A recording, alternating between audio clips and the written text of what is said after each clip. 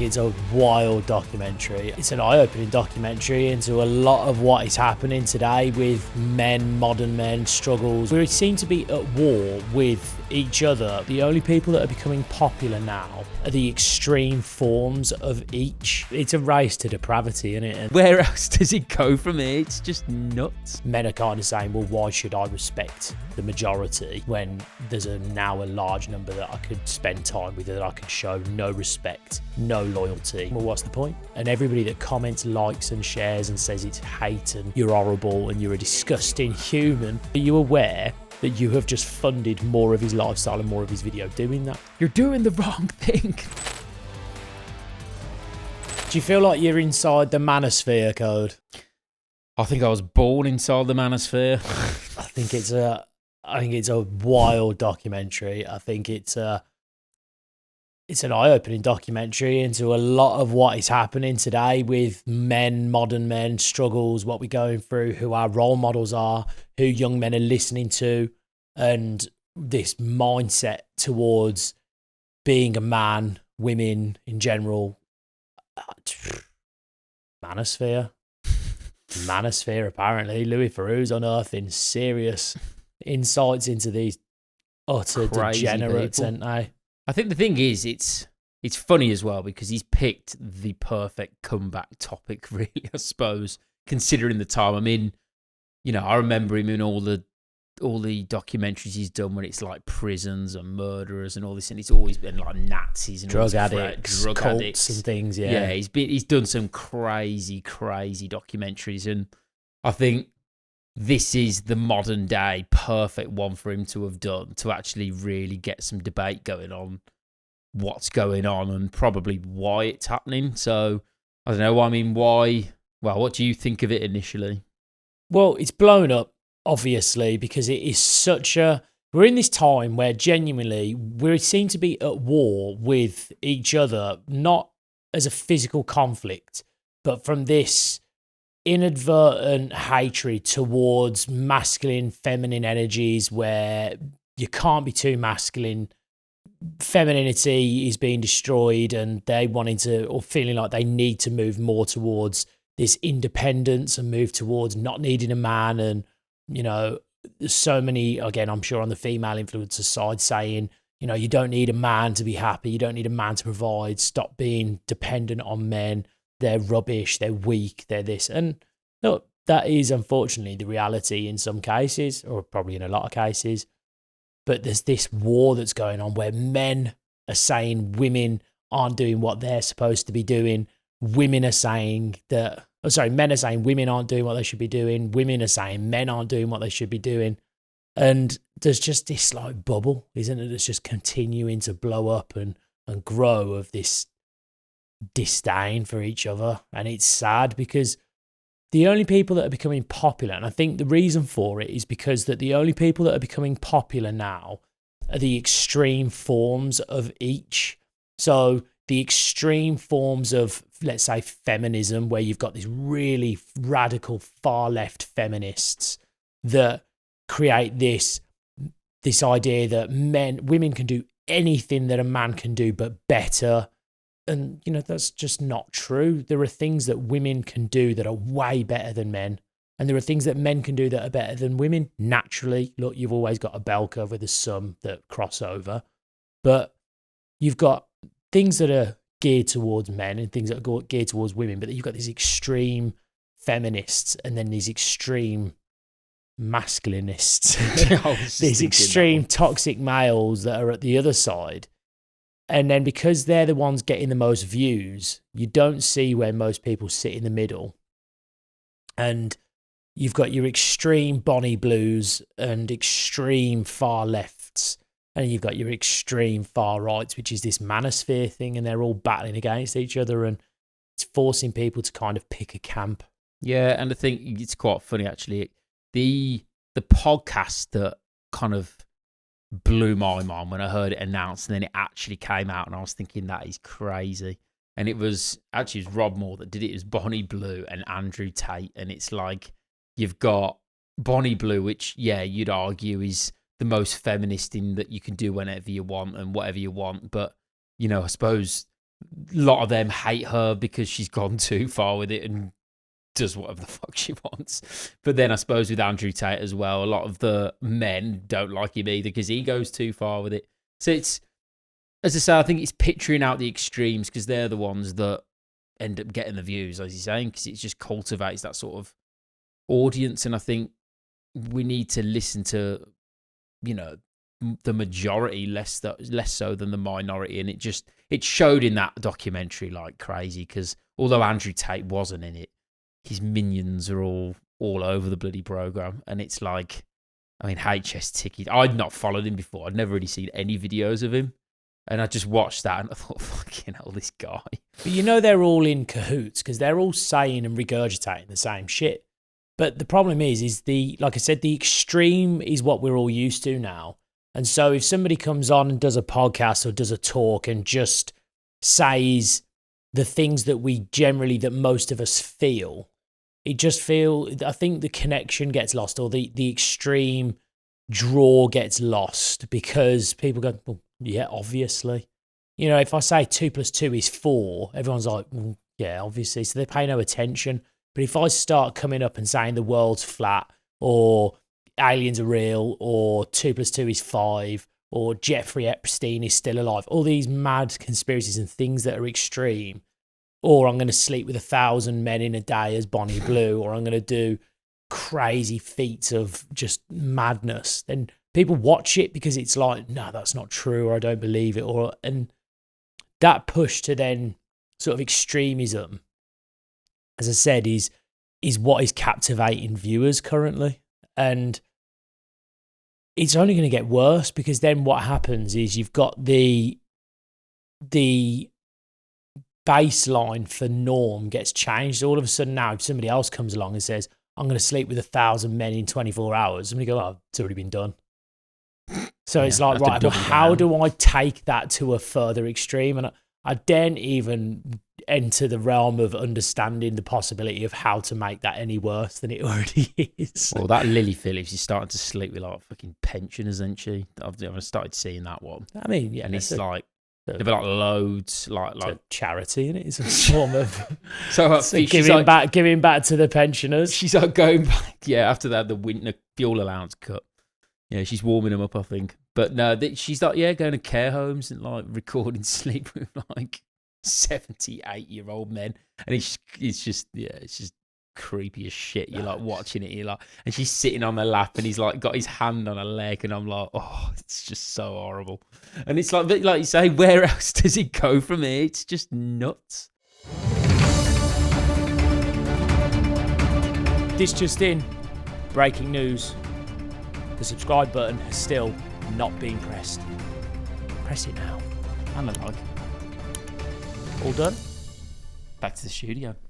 It's just it's a race to depravity, isn't it? And that's the thing that we care about now, unfortunately. Like, gone are the days where we care and we reward scientific achievement, or, I mean, sporting achievement's still quite big, and we still have a lot of people that are advocating for that. It's just this social media where people haven't got really, essentially, a talent, a hobby, or a skill that they have mastered and put the hours into. People are actively searching for the quickest way to get attention. And rather than investing time to become the next Ronaldo or to become a sports star, film star, singer, and all the effort and hours and painstaking rejection you have to go through to get there, people are kind of saying, well, actually, the easiest way for me to do that is to piss people off on the internet. And this is where we're at now with this manosphere. So Louis Theroux picked out a few of these, let's say, toxic masculine men who are HS Tiki Toki, Sneeko, Ed Matthews, Justin Waller, who I think, yes, he's involved slightly, but I feel like he was the best of the bad bunch. And I think, again, that Myron Gaines. And I think what you saw from the doc is that a lot of them don't even believe what they're saying when they're pressed on it. And if you were to speak to them behind closed doors, they probably don't believe what they're actually saying. But they have the wherewithal to understand that if they say the extreme stuff or dramatize what they're saying. They know people are going to watch, and they're also not bothered about their public image. So they use it and leverage that lack of care to say the most wild shit. Yeah, well, that guy, that Myron, he was the one that was holding the poodle, wasn't he? Like, from his missus. And then I think like you say, he got pressed, and then Louis started speaking to his girlfriend or whatever she was to him, and was like, "Oh yeah, so you're gonna be happy with having, him having another wife?" And she was like, "Well, yeah, we'll have to think about it." And he's like, all of a sudden, it's like, "Well, hang on a minute, you speaking in front of her." And he's kind of go, "Well, yeah, maybe I don't really want it, and maybe," and it's like all of a sudden, like you say, the whole thing just collapses in on itself. And it didn't even take much. And all the while, he's holding this poodle with like a pink little saddle. And for God's sake, and he's like trying to paint the most masculine guy in the world. And I did find it very funny. And then towards the end, he was like, "Yeah, just go and clean a room," just to try and build the image back up. But then it's who's to blame. So the question that you now ask yourself is that who's to blame? Because she's there, she's putting up with it. And even in my dating life and in just general friendship circles, when you hear about things and stories that get told, and you think to yourself, like, how have you put up with that? Like, how genuinely? Like, I've heard, like, I mean, the classic and big reminder, I remember the Tinder swindler documentary that came out. And I'm like, I mean, yes, he was a clever guy. He was a scammer and a con artist and came up with a clever ruse to get all these people to believe him and all that stuff. But even without that, like, I've heard like girls say to me that they've taken out loans for lads and they've paid their bills for them and they've done all this. And I'm like, what do you think? Why would you do that? And I don't understand how this has happened. And I think, again, this is where this battle and this argument takes place, where you've got men who are kind of saying, why are these women, if women are allowing themselves to be treated like that and to then do these mad acts like Bonnie Blue, Lily Phillips, go on OnlyFans, and before that sort of, they're just, by all accounts, pimping themselves out and not caring and having any self-respect. Men are kind of saying, well, why should I respect the majority when there's now a large number that I could spend time with, that I could show no respect, no loyalty, no care, no love, no attention or affection. So they're kind of thinking, well, what's the point? Why, if then, and then women are kind of going, then the other vast majority of women are going, well, I want to find a man that's respectful, loyal, caring, giving, kind, protective. But those men are kind of going, well, what's the point in me having to meet all those criteria that you're setting for me when I could just go and find a girl that's happy to sleep with 70-year-olds? Do you know what I mean? Like, there's women out there like that. So why would I tick all your boxes when I can just go and find a woman that just has zero self-respect? Yeah, the difficulty is you've got, a lot of more the radical left of feminism trying to emasculate men and turn them into women. And then a lot of, I suppose they're doing it also then to themselves. So they're kind of trying to say, well, we need to become men. So you kind of got a load of men almost acting like women, and then you got a load of women acting like men, and then everyone gets annoyed and irate about each other, and it's kind of like you're doing the wrong thing. Like, it's like people need to just go back to actually what they're good at, rather than trying to push each other's and trying to push to make each other one another, rather than just focusing on the things that they're good at. But that's what I'm saying, though. That's the reality of what's happening. But where's the incentive? So there has to be incentive. Before, the whole idea of marriage was because it was really more so uncommon to have sex before marriage, before you were involved in a union and like a marriage. So it was a lot more common for people to have not slept around, whereas now everyone's shagging like rabbits, and it's just, why would you get married? So that kind of then takes away. And then also the idea that a man has to provide and protect. And it's like, whereas women are now saying, well, I don't need no man. I'm providing and protecting myself. I don't want a man to do that for me. Because feminists have basically said that you should be ashamed of yourself if you're a woman that wants to be a good mom and wants to be able to be looked after and be the care of a household and provide that style of energy. They've now made it so that's a shameful thing to do. Yeah. Well, you've got suppose the question we want to ask ourselves is, why do we think that men should be the ones providing and women should be the ones that bear children and look after the family? And it's all kind of derives itself from Christian-based values, and that's part of our culture, and that's how we feel like things should be done for the most part. And because people of atheism and all those sorts of non-religious beliefs have kind of snuck into society, no one believes in that anymore. So everyone's just running around kind of like, oh well, I'll just do a bit of that, and I'll do a bit of that, and this is a bit of that.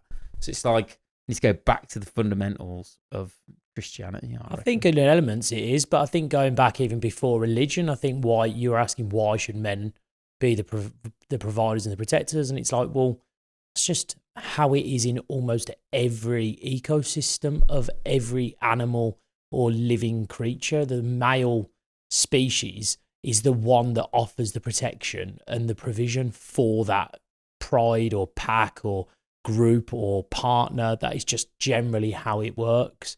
And the males are no different in humanity. Like cavemen, they would go out and they would sort the hunting and they would do the protection for the tribe. That's just how it's always done. So even before religion, and women were that sort of really, really just incredible thing on the or sort of side of the coin, which literally offered the nurture and the growth and the opportunity to bear life and nurture it and grow it and allow us to continue existing, which is as important as anything.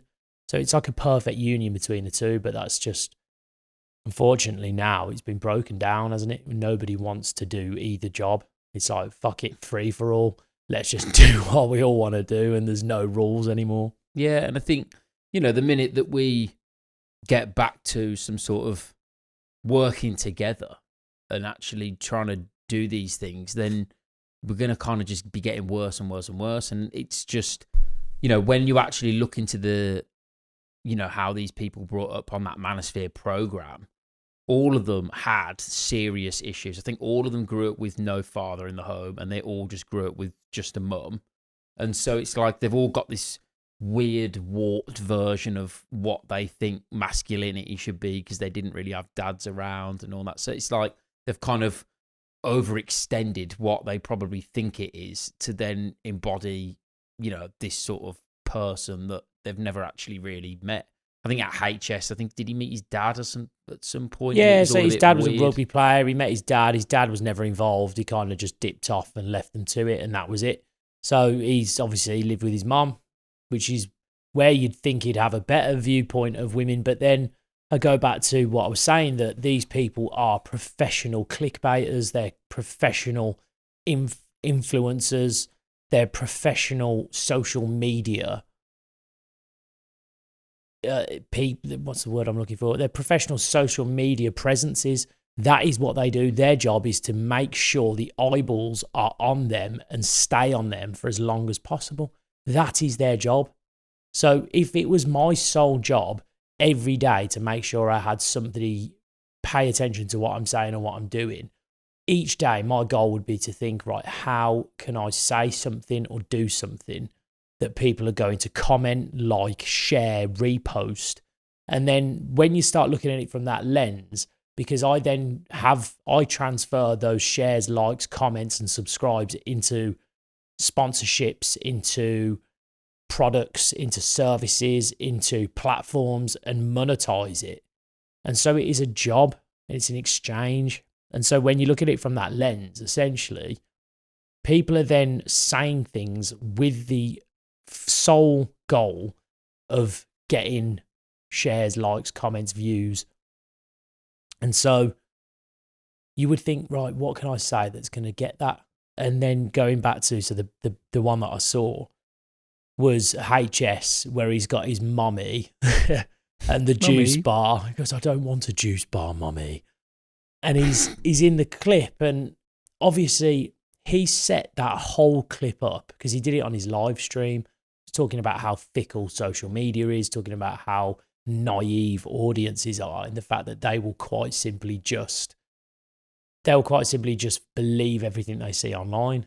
And the same with that documentary. People just see it, believe everything in there is gospel because it's on a Netflix documentary. And that is then the truth. And it's not the case. And that whole skit with him saying, "Mummy, I want a juice bar," he just took the piss. It's not him being real. It's just what, unfortunately, these influencers are now being forced to do to get eyeballs and get attention. Yeah. I genuinely think, though, I look at it and say, you know, why is it that these kind of people can garner so much attention?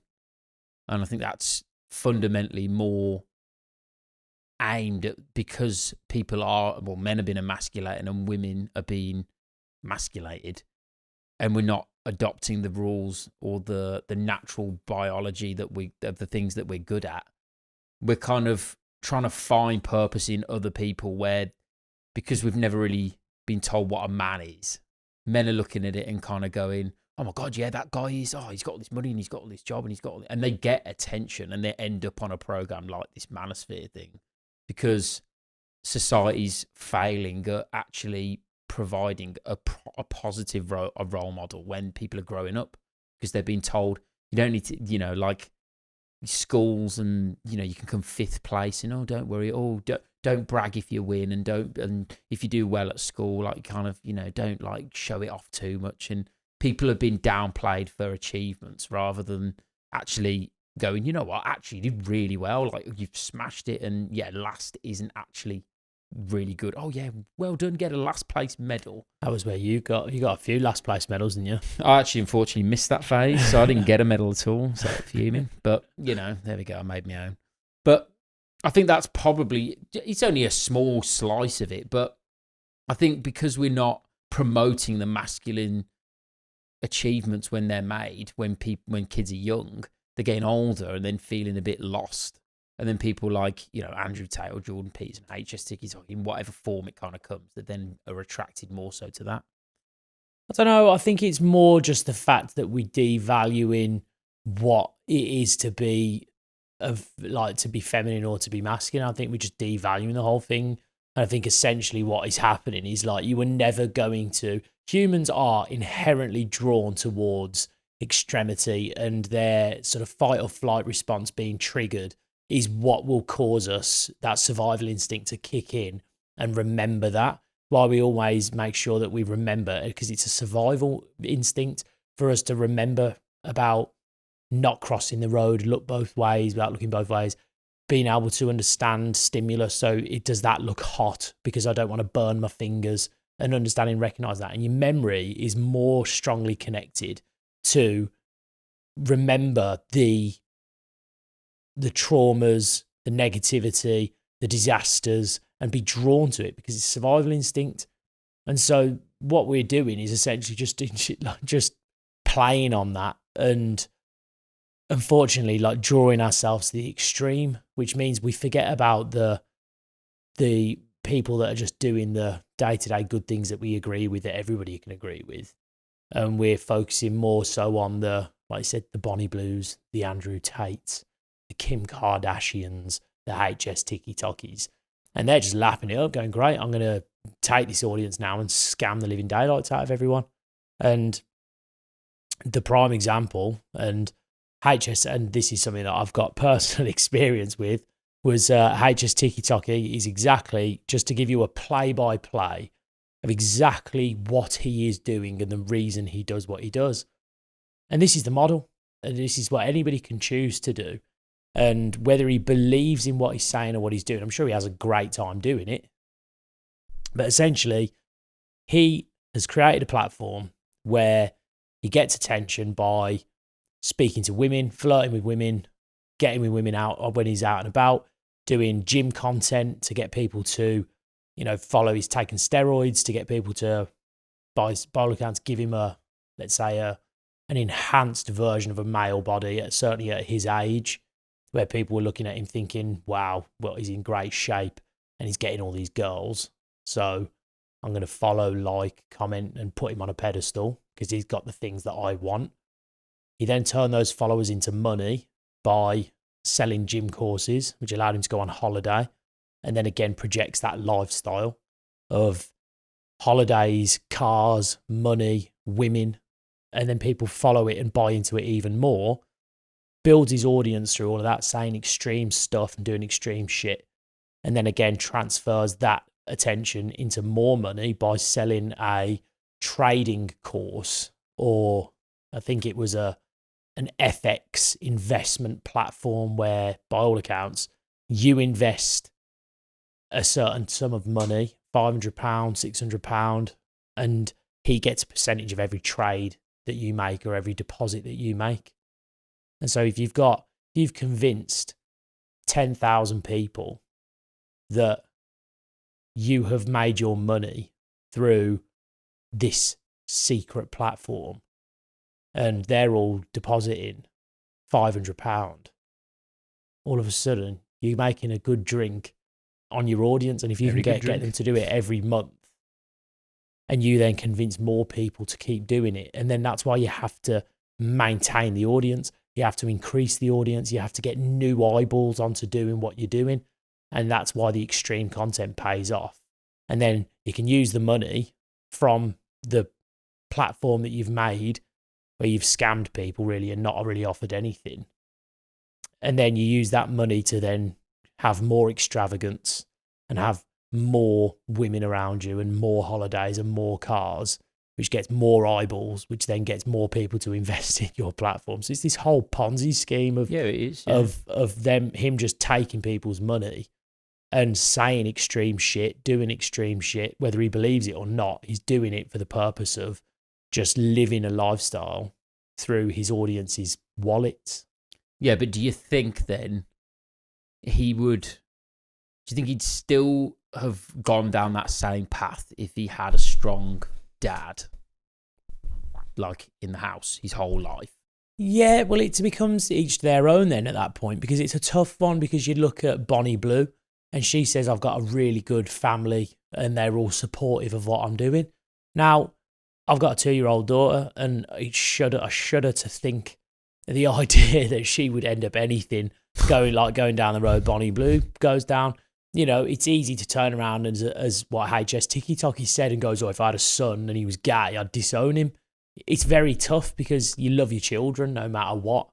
And if she did go down the road, heaven above. Jesus, I wouldn't put that out in the No, but you know, whatever your children do, they are a part of you, and you don't disown them no matter what.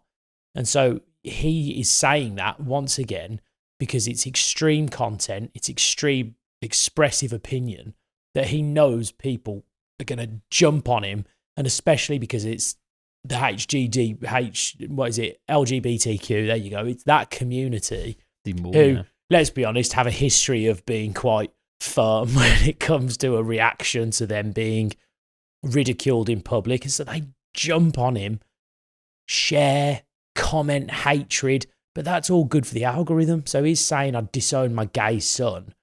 Whether he means it or not, it's great for his engagement. And then the funny thing is, he will literally make videos saying, I'm so glad everybody's rage baiting me because it's great for my content. He's literally saying to them, you are helping me by commenting. Andrew Tate says it. If everybody just said, he's a bit of a dickhead, and just left him to it, he would go away. Immediately would go away. But feeding it into it, it's like pouring gasoline on the fire. And that is exactly what they're trying to do. And everybody that comments, likes and shares and says it's hate and you're horrible and you're a disgusting human, yeah, they're the ones that are paying for him to fuel it. So it's this weird backwards way. If I said to these people where I said, did you hear about HS Tiki-Toki's comment about disowning his gay son? What do you think? They go, I think it's disgusting. I commented on his video a few times and told him how much I actually hated him and that he needs to die or he needs to rot in hell or do something. I'd go, well, are you aware that you have just funded more of his lifestyle and more of his video doing that? You know, if there was, it'd almost be a good metric if you were to say every time you commented on HS Tiki-Toki's post, he made 50 pence, for example. That is kind of what it would be like, and that would immediately stop people. It was like, so you are donating to him making more money by commenting hate. People are just too righteous, though, aren't they? You know, they can't help themselves. But people can't help themselves. Is that thing? It's like comments. It's like everyone on social media just has to put the 2 pence in, don't they? And people have to talk, and that's the whole point of it. And that's why they make provocative content, to get people to comment. and you can type something out, and you know, we could do it, and we could purposely mistype the spelling of the title of this video, and somebody would comment and go, it's spelt this, you idiots. Yeah. Just because people want to be right and want to put that out. See, I just think that, but why do we not do it? And why does HS Tiki-Taki or Andrew Tate or these people, why do they do it? And it's like, I just think one of the biggest key reasons is because of the upbringing we've had, and we've had a strong male role model that's kind of knocked us if we started veering off one way, they'll say, no, don't do that, or don't do that. And you're kind of knocking yourself in the right path. Whereas if someone like because all of the male top like influencers that kind of get all this notoriety, it's like, why are they all the same? They all got this same issue with like no dad around. And it's a bit like, I personally think at least that if they did, there'd be far less people that have this mindset or posting videos if there was more of a family unit. Because I don't know. I'd have to look. Poland at the minute is one of them countries where it's like they are flying ahead, and it is very much, like traditional values again, where it's like the man is the man, the woman's the woman. It's like the family unit, and I'm sure like marriage rates and all that sort of stuff's like high, and they're driving ahead in GDP and and they're all doing really well. And there's us like fucking doing awful because we're just lost in the woods on all this crazy social media-y stuff because there's just no family unit. Yeah, it's a tough one to gauge, isn't it, as to pinpoint exactly why they feel like they feel.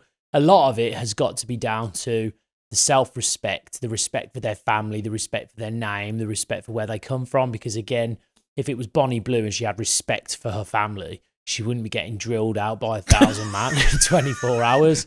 Like, you just wouldn't, would you? Equally, no, exactly. If I had respect, which I do for our family, I wouldn't be sat going up to people in the street and screaming hatred at them and sort of making myself look a tool online, which I'm sure people already think that we do.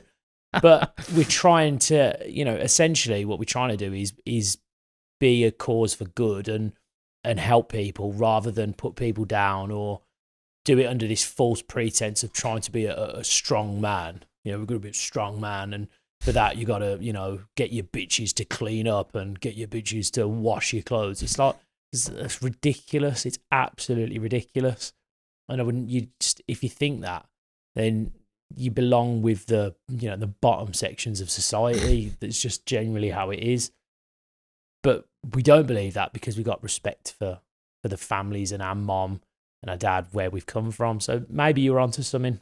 There you go. You should go and ask them. We'll get them on and ask what the fuck is wrong with them. Maybe it's if it starts getting, otherwise it's going to get that bad that like everyone's going to be out just shagging like hundreds of people left, right and centre. And then eventually there's going to be like some nun that goes like viral for actually not sleeping with everyone. And then it just full circles. Like, oh my God, fucking how crazy is that? They're not even sleeping with anyone. How mad. Oh, and then it kind of full circle. And then the nuns. It's an interesting take. The fact that the second coming of Mother Teresa is that she ends shagging like 30 man in a month. Maybe that's what happened. Maybe that's how she got prominent before. You have some interesting takes, but I kind of half get what you're saying. Like, the most extreme thing is the pendulum swings that way, which is everybody becoming so free and like just peace and love, man. So far towards the one side of the pendulum, then the extreme then just becomes the equal opposite, doesn't it? Yeah, exactly. Essentially, if the extreme before is sex outside of marriage is one of the most extreme things you can do, it's like all of a sudden somebody breaks down the barrier and then it gets crossed. It's weird. It's almost like the same thing as like, I don't know why this has just popped into my head, but it's like Roger Bannister and he broke the 4-minute mile or something, and it was like when he's done that, everybody can do it. It's like Eddie Hall with a 500 kilo deadlift. It's now like 3 other people have done it as well and smashed it. It's like that hadn't been done ever, and then all of a sudden one person does it, and it kind of then sets the new standard. So I don't know. I think we're on the highway to hell. We are. I think that is a sad reality, isn't it? Really, it's just a constant way downhill. Or again, you're right. The pendulum swings where all of a sudden the most extreme thing you can do is not do drugs and not be a asleep around and That'd be hilarious. I mean, what a world. They'd just be like, someone guys, sets, I'm actually not someone gonna, like, sets go up out an tonight. OnlyFans and just doesn't show anything. Paints or Like, something. yeah. It's like, oh my God, this is mad content. And they're like painting on a flipping decking or something outside their house. Yeah, new Bob Ross. Yeah. I like it. Who knows? Maybe that's what we need. Inside the Manosphere, then, it's a weird place. I think the reality is most and the majority believe in what we believe, which is, you know, the same thing that women are best at being women and men are best at being men, and we all have a role to play, and together we can create a really powerful team. That is how it's always been. I think most people believe that, but it's not an extreme opinion because it's the majority. So Louis Theroux has been very clever in what he's done with this making of the Manosphere, where he's put these extreme characters on the right who are, by all accounts, toxic masculine men who probably don't even believe half what they're saying. Yeah, I think we'd know we'd be in the shit big time if all the comments on the videos and all these, it's all been clipped and everyone was just like, yeah, Don't see the problem. What's the problem? Thank God most people are going, who the fuck are these knobheads? Yeah. Like, so at least there's some sanity in the world. And There you go. That's the best thing to take from it, I think. Yeah, I'm with you. Fair enough. I think one little help before we just completely rip on everyone and offer some hope and some light into the world instead of just negativity. A couple of people to definitely keep an eye out for instead of watching all these vile, toxic, masculine men and subscribing to Bonnie Blue's OnlyFans. You should go and check out Jim Skin. Absolutely really good, high quality, great character guy who every man can look up to, really positive and doing a lot of great work. For the business side, Alex Hormozy, absolute gentleman, married man, incredible entrepreneur, helping other entrepreneurs find success in their lives, and also the absolute king of podcasting, in my opinion, Chris Williamson at Modern Wisdom. Go and check him out. And these are three men that you can watch and actually take great value from instead of watching these utter reprobates such as HS Tiki Toki and Sneeko. And Tate. Add him in the mix as well. Thanks very much for watching, everyone. Remember, like and subscribe, share our stuff, stop sharing and commenting on all these utter dickheads, and we'll see you in the next episode. Nice one. Thanks for watching.